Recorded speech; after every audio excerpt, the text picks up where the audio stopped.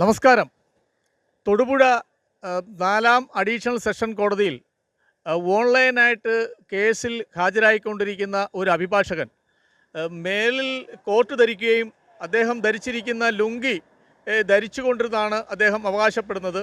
അത്തരത്തിൽ കേസ് നടന്നുകൊണ്ടിരിക്കുന്ന സമയത്ത് നഗ്നതാ പ്രദർശനം നടത്തി എന്നുള്ള ആരോപണത്തിൽ ഇടുക്കിയിലെ മുട്ടം സ്റ്റേഷനിൽ ഒരു FIR രജിസ്റ്റർ ചെയ്തിരിക്കുകയാണ്. എന്താണ് ഇതിനുണ്ടായ സംഭവം? ഇത്തരത്തിൽ ഒരു കേസ് രജിസ്റ്റർ ചെയ്യാനുണ്ടായ സംഭവം എന്താണ് സത്യാവസ്ഥ എന്നുള്ള കാര്യം അഭിഭാഷകനുമായിട്ട് നമുക്ക് സംസാരിക്കാം. അഡ്വക്കേറ്റ് അജയനാണോ? അതെ അതെ. ഇടുക്കി ഈ കോടതിയിൽ അങ്ങേക്ക് എതിരെ ഒരു നഗ്നതാ പ്രദർശനം നടത്തിയായിട്ട് ഒരു കേസ് മുട്ടം പോലീസ് രജിസ്റ്റർ ചെയ്തിരിക്കുന്നു. എന്താണ് ആ സംഭവം, ഒന്ന് വിശദീകരിക്കാമോ? അത് ഇടുക്കി കോടതിയിലല്ല, തൊടുപുഴ കോടതിയിൽ നാലാം അഡീഷണൽ കോടതിയിൽ സെഷൻസ് കോടതിയിലാണ് ആ സംഭവം. അതെ. ഹലോ. അതെ, പറഞ്ഞോ. അത് ഞാൻ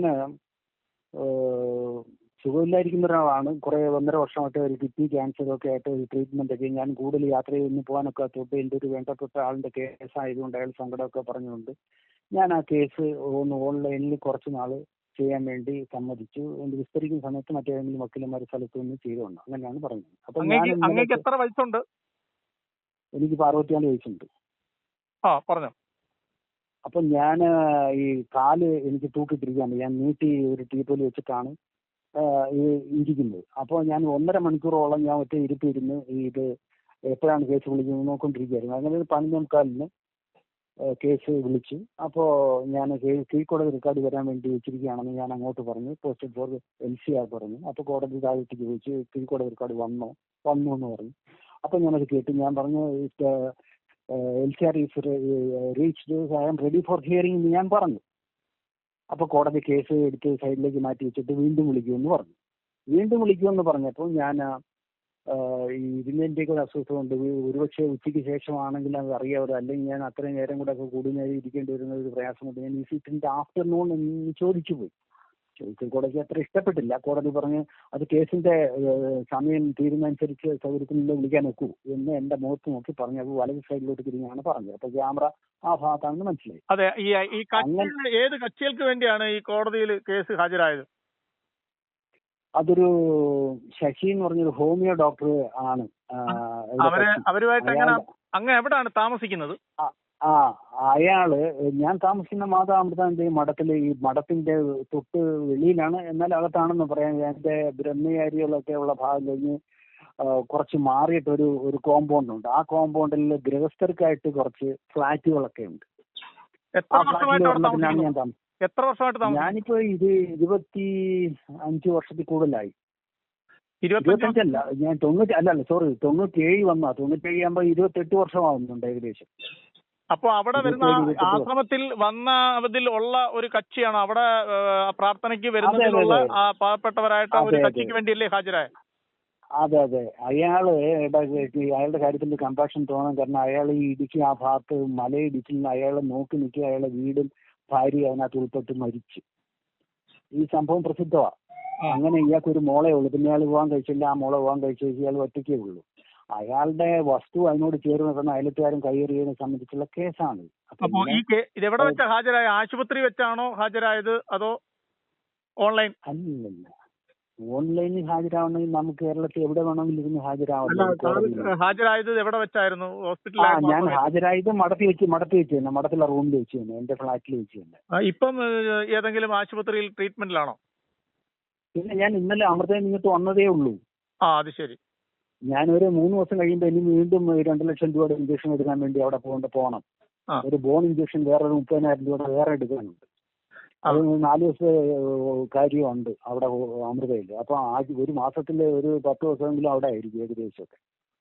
അപ്പൊ മനുഷ്യന് എന്താണ് തെറ്റിദ്ധാരണജനകമായിട്ട് തോന്നാനുണ്ടായ ആ സംഭവം? അവർക്ക് ഈ കോടതിയിൽ അങ്ങനെ ഒരു അസ്വാഭാവികമായ സീൻ അവർ കണ്ടു എന്നുള്ളത് സത്യമാണ്. അത് എന്റെ ഒരു ശ്രദ്ധക്കുറവുകൊണ്ട് വന്നാണ്, മനഃപൂർവ്വം വന്നതല്ലത്. അപ്പോ അത് എന്തായാലും ഒരു അഭംഗി ആയതുകൊണ്ട് അവർക്കൊരു ദേഷ്യം വരാൻ കാരണം ഞാൻ ഉച്ചയ്ക്ക് ശേഷം ആയിരിക്കുമോ കേസെന്ന് ചോദിച്ചതിന്റെ അടുത്തായിട്ടാണ് ഈ മൂത്രമൊഴിക്കാൻ പോകുന്നത്. അങ്ങനെ പോയപ്പോൾ അതും കൂടെ കണ്ടപ്പോൾ അവർക്ക് ദേഷ്യം ഇത്തിരി കൂടി. ഹലോ, മനസ്സിലാവുന്നുണ്ടോ? അങ്ങനെ ദേഷ്യം കൂടിയപ്പോൾ അവരതങ്ങ് എഴുതി വെച്ചു. The council for the appellant showed his nudity എന്ന് പറഞ്ഞതിനകത്ത് എഴുതി വെച്ചു. എഴുതി വെച്ചെങ്കിലും അതിനുശേഷം അവർ എഴുതിയത് അടുത്ത പ്രാവശ്യം ഞാൻ നേരിട്ട് ഹാജരാകണമെന്നാണ് എഴുതിയേക്കുന്നത്. അല്ലാതെ എനിക്കെതിരെ കേസെടുക്കണമെന്ന് അവർ എഴുതിയിട്ടേ ഇല്ല. മനസ്സിലായോ? എഴുതിയിരിക്കുന്ന റിപ്പോർട്ട് എന്ന് പറയുന്നത് ഒന്ന് വായിക്കാമോ? അത് വായിക്കാം. അത് ഞാൻ വായിക്കാം. അതിന്റെ കോപ്പി ഇട്ടുതരികയും ചെയ്യാം. ഞാനിപ്പം വായിക്കാൻ അതൊന്ന് ശ്രദ്ധിച്ചോളൂ. Appellant represented R1 and R2 represented, LCR received. When the case kept aside for hearing, the counsel appeared for the appellant showed his nudity with some gestures. Hence, the case adjourned with direction to the appellant to inform his counsel to appear before the court in person, since the Google Meet switched off to avoid the exhibition of gestures. Call on for hearing to 3/10/24. ഇങ്ങനെ അടുത്ത 3/10 ഞാൻ നേരിട്ട് ഹാജരാകണമെന്നാണ് എഴുതിയേക്കുന്നത്. പിന്നെ എന്തുകൊണ്ടാണ് ഈ police FIR ഇട്ട് ഇങ്ങനെ ഒരു കേസ് രജിസ്റ്റർ ചെയ്തത്? പോലീസ് FIR ഇട്ട് കേസ് രജിസ്റ്റർ ചെയ്യുന്നതിന്റെ പ്രത്യേകത എന്ന് വെച്ച് കഴിഞ്ഞാൽ ഈ പോലീസ് സ്റ്റേഷൻ 2 കിലോമീറ്റർ മാത്രമേ കോടതിയും ദൂരമുള്ളൂ.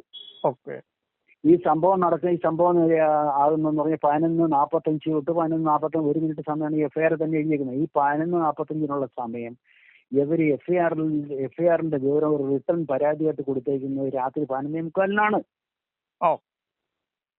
അത് തന്നെ അസ്വാഭാവികം. എന്തുകൊണ്ട് ഈ 11:45 അവിടുത്തെ ലേഡി, അവിടുത്തെ ബെഞ്ച് ക്ലാർക്കാണ് കൊടുത്തിരിക്കുന്നത്, സുബൈദ.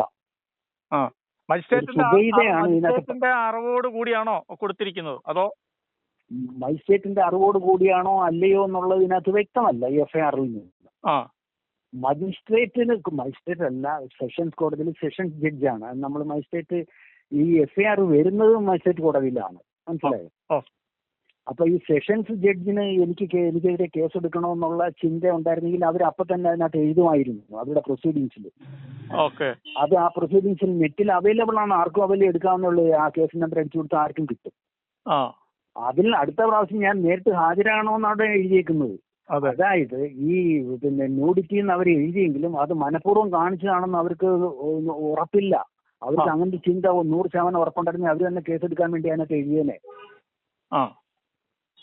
അതുകൊണ്ട് കോടതി അത് എഴുതാത്ത സ്ഥിതിക്ക് അവർക്ക് മനഃപൂർവ്വം ഞാൻ വീണ്ടും നേരിട്ട് ഹാജരാകാനുള്ള അടുത്ത പ്രാവശ്യം നാളെ വരണം, അറസ്റ്റ് ചെയ്യണമെന്നല്ലേ ഇരിക്കുന്നത്. അടുത്ത 3-ാം തീയതി ഈ കേസിന് വേണ്ടി വരുന്നത് നേരിട്ടായിരിക്കണം. Google meet വേണ്ടെന്നേ എഴുതിയിട്ടുള്ളൂ. മറ്റ് മുൻവൈരാഗ്യമുള്ള മറ്റ് വക്കീലന്മാരോ ആരെങ്കിലും ഉണ്ടോ? അത്തരത്തിൽ നിർബന്ധത്തിന് വഴങ്ങിയാണോ ഇങ്ങനെ ഒരു കേസ് ഉണ്ടായത്?